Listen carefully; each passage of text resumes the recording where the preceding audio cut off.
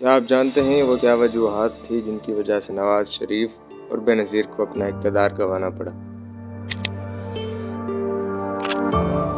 کیوں آخر پاکستان کا کوئی بھی وزیر اعظم آج تک اپنا 5 سالہ ٹینیور پورا نہیں کر سکا؟ اور پاکستان میں وزیر اعظم کو مجرم اور مجرم کو وزیر اعظم بنانے کی کیا تاریخ؟ آئیے جانتے ہیں آج کے اس ویڈیو میں۔ This is Sarfaraz Nisar Rajput welcoming you in the lights of consciousness.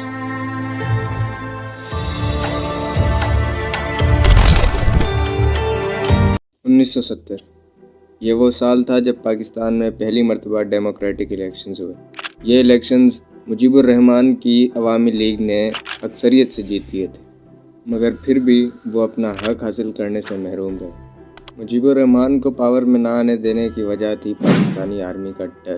انہیں ڈر تھا کہ مجیب الرحمان اور اس کی پارٹی ایسٹ پاکستان کے لوگوں کے حق کے لیے بات نہ کرے۔ انہیں ڈر تھا کہ پاکستان کی آبادی کا سب سے بڑا حصہ کہیں اور اکانومی ڈیمانڈ نہ کرے۔ خیر، معاملات مجیب الرحمان اور پاکستانی آرمی کے بیچ میں سولو نہ ہو سکے، اور ایسے میں مجیب الرحمان نے اس وقت کے ایسٹ پاکستان میں مارچ 7 کے دن ایک اسپیچ دی، جس میں انہوں نے ایک آزاد بنگلہ دیش کی ڈیمانڈ کی۔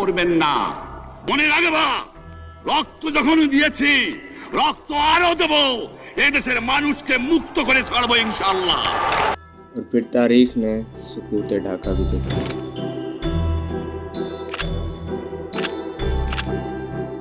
سکوت ڈھاکہ کے بعد پاکستان کی اقتدار کی چابیاں ذوالفقار علی بھٹو کے ہاتھوں میں دی گئی۔ ذوالفقار علی بھٹو کو ایک ایسا ملک ملا تھا جس نے حال ہی میں اپنا ایک حصہ گنوایا تھا۔ بھٹو کے دور میں کچھ ایسے کام ہوئے جن کی وجہ سے وہ تاریخ میں سنہری الفاظوں سے جانے جائیں گے۔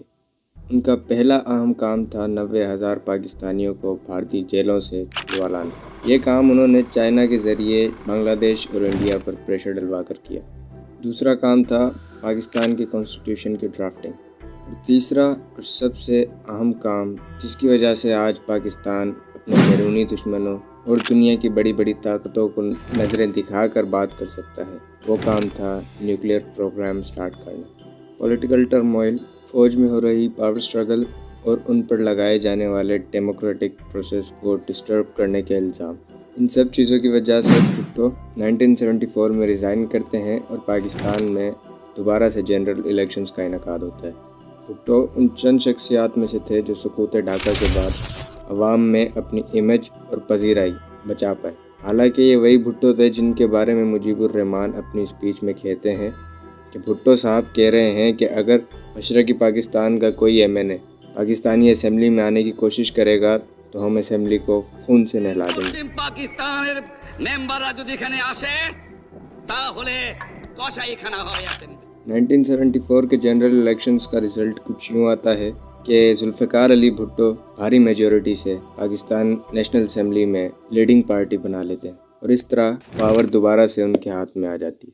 پھر جیسے بھٹو کے ٹینیور میں 1 سال باقی رہ جاتا ہے تو ان کے کچھ قریبی لوگ انہیں مشورہ دیتے ہیں ارلی الیکشنز میں جانے کا، اور بھٹو 1 سال پہلے ہی پاکستان میں جنرل الیکشنز کا انعقاد کرواتے ہیں، اور وہ ایک مرتبہ پھر بھاری میجورٹی کے ساتھ پورے پاکستان سے الیکشنز جیتتے ہیں۔ مگر ان الیکشنز میں ہیوی ریگنگ کا الزام پوری اپوزیشن نے لگایا تھا۔ مگر افسوس یہ الیکشنز بھٹو کے زیادہ کام نہیں آتے۔ 5 جولائی 1977 کو جنرل ضیاء الحق پاکستان میں مارشل لا امپوز کرتے ہیں۔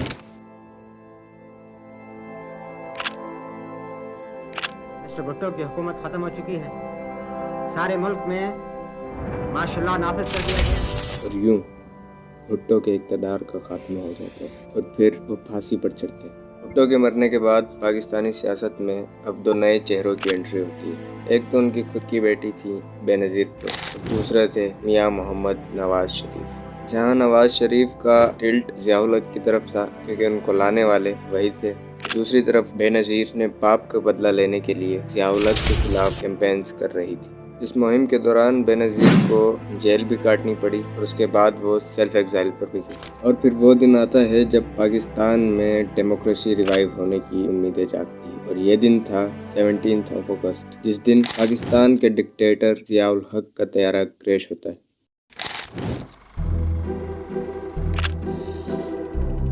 محمد ضیاء الحق صاحب کا آج سے پہر ہوائی حادثے میں انتقال ہو گیا۔ انا للہ و انا الیہ۔ اور یوں قانون کے مطابق سینٹ کے اسپیکر اسحاق خان پاکستان کے صدر بنتے ہیں۔ صدر کی ذمہ داری آنے کے بعد اسحاق خان پاکستان میں جنرل الیکشنز اناؤنس کرتے ہیں اور یہ الیکشنز جیتتی ہیں ذوالفقار علی بھٹو کی بیٹی بینظیر بھٹو۔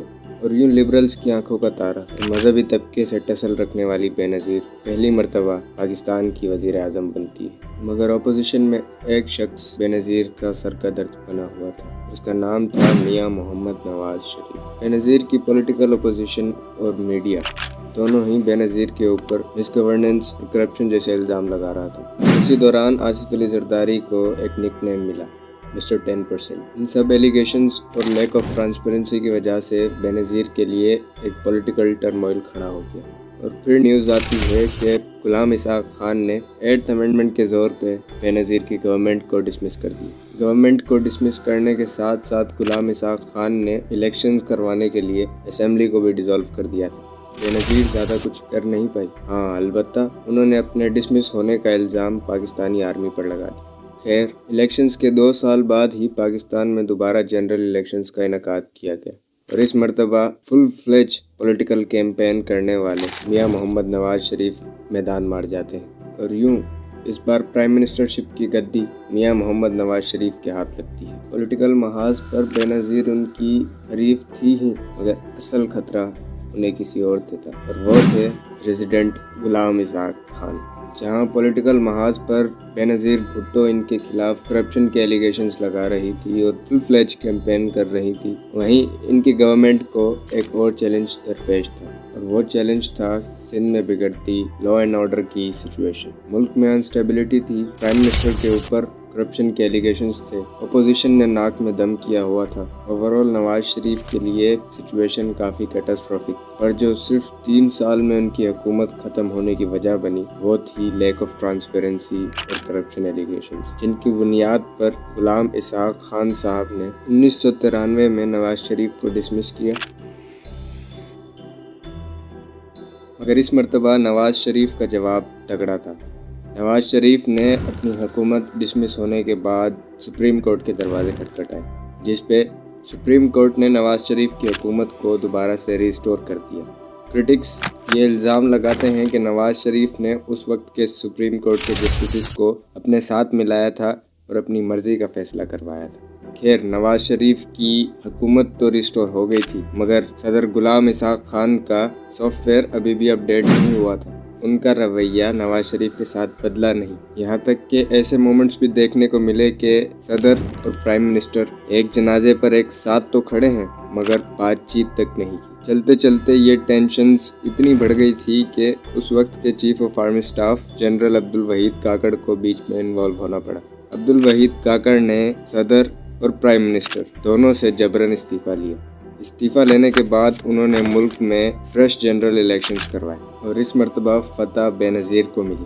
یہ سچویشن دیکھ کر ایسا لگتا ہے کہ اس وقت کوئی ریوالونگ ڈور گیم چل رہی تھی پاکستان کی پولیٹکس میں۔ اس بار بینظیر کی گورنمنٹ کا جو ابتدائی مسئلہ تھا وہ تھا تھن میجورٹی کا ہونا۔ تھن میجورٹی کے ہونے کی وجہ سے ایک تو اقتدار جانے کی تلوار سر پر ویسے ہی لٹکی رہتی تھی، دوسرا بلز اور امینڈمنٹس پاس کرنے میں بہت سی مشکلات کا سامنا کرنا پڑتا تھا، اور ایسے میں اپوزیشن میں نواز شریف بھی سرگرم تھے اور سونے پہ سہاگا تھا ان کے اوپر لگائے جانے والے کرپشن ایلیگیشنز، اور نام سر فہرست تھا آصف علی زرداری کا۔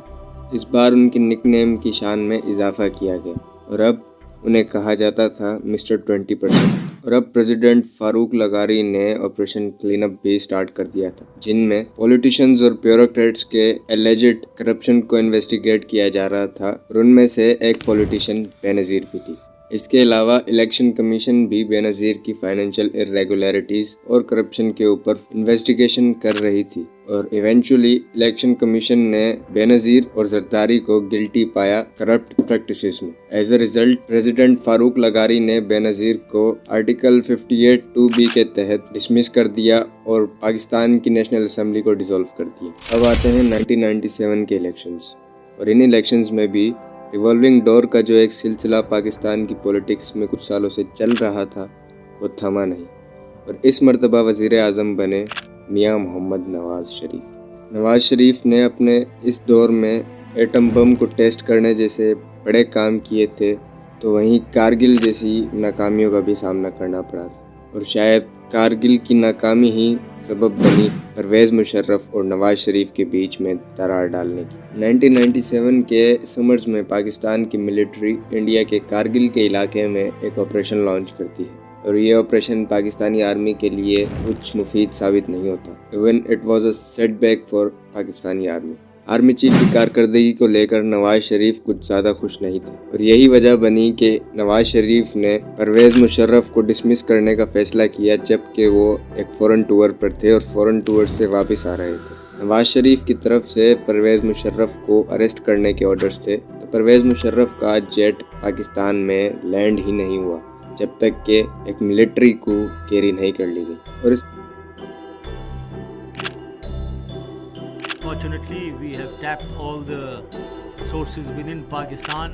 ملٹری کو کی وجہ سے نواز شریف کو اپنا اقتدار تو گنوانا ہی پڑا، مگر اس کے ساتھ ساتھ جیل بھی کاٹنی پڑی، اور نواز شریف سے زیادہ اس کا نقصان پاکستانی عوام کو ہوا کہ انہیں سالوں کے لیے ڈکٹیٹرشپ کے نیچے رہنا پڑا۔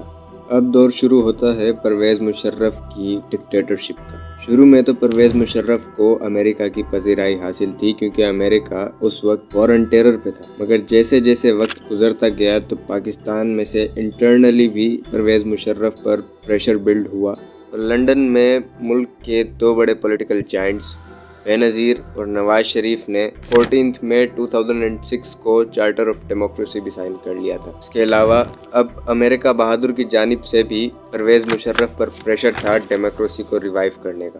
ایونچولی اس پریشر کو بیئر نہ کرتے ہوئے پرویز مشرف نے بے نظیر کو پاکستان آنے کے لیے امیونٹی دی، اور جو ان کے اوپر کرپشن کیسز تھے ان کو آن ہولڈ رکھا گیا، اور اس کے بعد فیبروری 2008 میں پاکستان کی تاریخ میں دوبارہ جنرل الیکشنز کروائے گئے، اور as a result Pakistan Peoples Party ان جنرل الیکشنز کو جیت جاتی ہے۔ بے نظیر ایک مرتبہ پھر تیار تھی طاقت کی چابیوں کو ہاتھ میں لینے کے لیے، مگر افسوس کہ انہیں ان کی ہوم کمنگ ریلی میں اسیسینیٹ کر دیا جاتا ہے، اور آج تک ان کی اسیسینیشن پر انٹرنیشنل اور نیشنل آرگنائزیشنز اور نیشنل انسٹیٹیوٹس کی طرف سے کوئی ریلائبل اور ٹرانسپیرنٹ انویسٹیگیشن نہیں کی گئی۔ Point to be noted, Bilawal Bhutto اس اسیسینیشن کا الزام بھی پرویز مشرف پر لگاتے ہیں۔ When you say the government, that was President Pervez Musharraf. Yes. You blame him for your mother's death? He murdered my mother.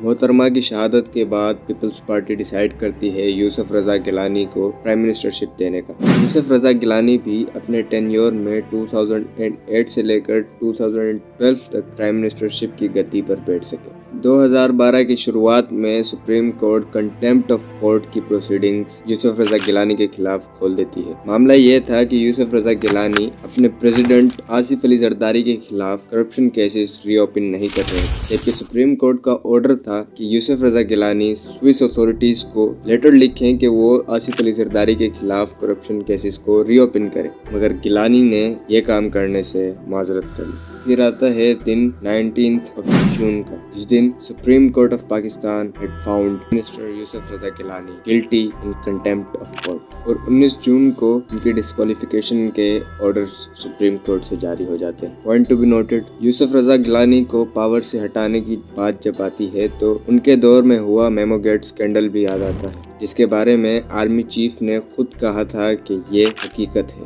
دراصل میمو گیٹ اسکینڈل یہ تھا کہ پاکستانی گورنمنٹ نے دوسرے ملک سے اپنی ہی آرمی کے خلاف مدد مانگی تھی، مگر ابھی ہم اس اسکینڈل کے ڈیٹیلز میں نہیں جائیں گے، اور آگے کنٹینیو کرتے ہیں 2013 کے الیکشنز کی طرف۔ اب ہوتے ہیں 2013 میں جنرل الیکشنز، جس میں اکثریت ملتی ہے میاں محمد نواز شریف کو۔ میاں صاحب کے لیے انسرٹینٹی ابھی بھی کم نہیں تھی۔ اپوزیشن میں عمران خان دھرنے لگائے بیٹھے تھے۔ عمران خان کی مقبولیت عوام میں بڑھ رہی تھی، اور میاں صاحب کی مقبولیت ان کے اوپر لگائے جانے والے کرپشن ایلیگیشنز کی وجہ سے کم ہو رہی تھی۔ 4 سال یعنی 2017 تک میاں صاحب نے اپنی گورنمنٹ چلائی، مگر اس کے بعد اچانک سے ان کے اوپر کیسز بننے لگے، اور ان کے کیسز میں ڈیولپمنٹ تیزی سے ہونے لگی۔ اس سے پہلے پاناما پیپرز کے ایلیگیشنز نے بھی میاں صاحب کی امیج کو کافی ڈیمیج کر دیا تھا۔ پھر اپریل 2017 میں سپریم کورٹ آف پاکستان ایک GIT بٹھاتا ہے نواز شریف اور اس کی فیملی کو انویسٹیگیٹ کرنے کے لیے، اور یہ انویسٹیگیشن بیسڈ تھی پاناما پیپرز کے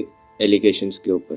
जुलाई के महीने में ये JIT अपनी रिपोर्ट सबमिट करती है सुप्रीम कोर्ट ऑफ पाकिस्तान में, और उस JIT की रिपोर्ट में कहा गया था कि शरीफ खानदान मनी ट्रेल देने में नाकाम हुए हैं अपनी प्रॉपर्टीज और अपने एसेट्स की। और यूं सुप्रीम कोर्ट ऑफ पाकिस्तान 28 जुलाई को JIT की रिपोर्ट पर एक्शन लेते हुए नवाज शरीफ को डिस्क्वालीफाई कर देती है उनकी ऑनेस्टी और इंटीग्रिटी को लेकर। उसके बाद नवाज शरीफ सवाल करते हैं कि मुझे क्यों निकाला, और ये सवाल पाकिस्तानी एस्टेब्लिशमेंट से करते हैं। और फिर हमने नवाज शरीफ के खिलाफ भी महाज खुलता हुआ देखा। 2018 में नवाज शरीफ की साहिबजादी मरियम नवाज और उनके दामाद कैप्टन सफ्दर और नवाज शरीफ खुद तीनों को एवेंसफील्ड केस में जेल हो जाती है। फिर जनरल इलेक्शंस होते हैं 2018 में, और इस बार लाडले थे इमरान खान। इमरान खान के साथ भी वही होता है जो पहले गुजरे वजीर आजमों के साथ हुआ। 3-4 साल उनकी हुकूमत ठीक ठाक चली और फिर एकदम से उनके खिलाफ भी महाज गर्म किया गया, और जो 3-4 साल से इमरान खान के साथी थे सब बारी बारी करके छोड़कर चले गए। हम सबको पता था कि इतना सडन और रैपिड चेंज कौन ला सकता है, वही जो सवाल करने पर लोगों को गुम कर देते हैं, जो सवाल करने पर सहाफ़ियों को 5-5 महीने तक गायब कर देते हैं। बज़ाहिर जो इमरान खान और एस्टेब्लिशमेंट के बीच में दरार पैदा करने वाली चीज़ थी वो थी इंडिपेंडेंट फॉरेन पॉलिसी। चाहे टेररिस्ट एंटिटीज़ के खिलाफ अमेरिका को बेसिस प्रोवाइड करने की बात हो, जिस पर इमरान खान ने एब्सोल्युटली नॉट कहा था, या फिर अपने मुल्क के मफाद के लिए रशिया का दौरा करना हो, इमरान खान क्लियरली अमेरिका और वेस्ट से डिक्टेशन नहीं ले रहे थे। तो अपनी तारीख में अमेरिका के इशारों पर नाचती रही है, उसका हुक्मरान एकदम से अमेरिका को आंखें दिखाने लग जाए तो ये डेफिनेटली खतरे की घंटी है। फिर हमने एक एनोनिमस मुल्क से साइफर भी आता हुआ देखा। उसमें क्या लिखा था इमरान खान ने पब्लिक को बता दिया, क्योंकि वो पब्लिक के मैंडेट, अवाम का और मुल्क का फैसला करने का हक उनका था, मगर फैसले कहीं और से हो रहे थे। और याद रहे इमरान खान के दौर में नेशनल सिक्योरिटी कमेटी इस साइफर के ऊपर बिठाई गई थी, और उस नेशनल सिक्योरिटी कमेटी में पाकिस्तान के आर्मी चीफ, DG ISI से लेकर बड़े बड़े डिफेंस के ओहदेदारान थे। और इवेंचुअली उस कमेटी ने पाकिस्तान के इंटरनल मैटर्स में इन्वॉल्वमेंट पर अमेरिका को डिमार्श किया था। खैर उस कमेटी में तो अमेरिका का नाम डिक्लेयर नहीं किया गया, पर इमरान खान ने अमेरिका का नाम पहले ही अफशा कर दिया था। और फिर वही हुआ जो इमरान खान ने कहा था। एक एक करके इमरान खान के वफादार साथी जो 3-4 साल इमरान खान के साथ इक़्तिदार में रहे, अब इमरान खान को छोड़ के जाने लगे। And that was potentially most probably a horse trading tactic. और फिर no confidence motion Imran Khan के खिलाफ कामयाब होता है, और इमरान खान भी अपना टेन्योर पूरे किए बगैर इक़्तिदार की गद्दी से हाथ धो बैठते। But Imran Khan was not a typical Pakistani politician, और शायद उस वक्त पाकिस्तानी एस्टेब्लिशमेंट को पता नहीं था कि उन्होंने गलत बंदे के ऊपर हाथ डाला। इक़्तिदार से हटने के बाद इमरान खान ने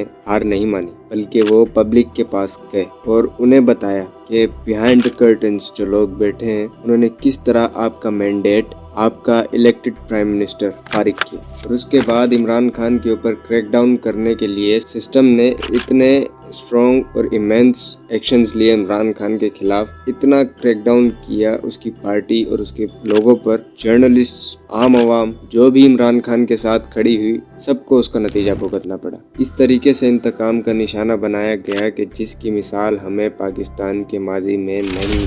और इससे हुआ क्या, इमरान खान और मकबूल हुआ, इमरान खान का बयानिया पब्लिक में और चला, इमरान खान पब्लिक के लिए और रेलिवेंट हुआ। नुकसान हुआ तो एस्टेब्लिशमेंट को हुआ, नुकसान हुआ तो बिहाइंड द कर्टन्स बैठे हुए लोगों को हुआ, जो कि 70-75 सालों से इस मुल्क की तरक्की की राह में आड़ बने हुए। पूरा सिस्टम नंगा हो गया। अल्लाह पाकिस्तान का हामी और नासिर हो। तो इस वीडियो के लिए इतना ही।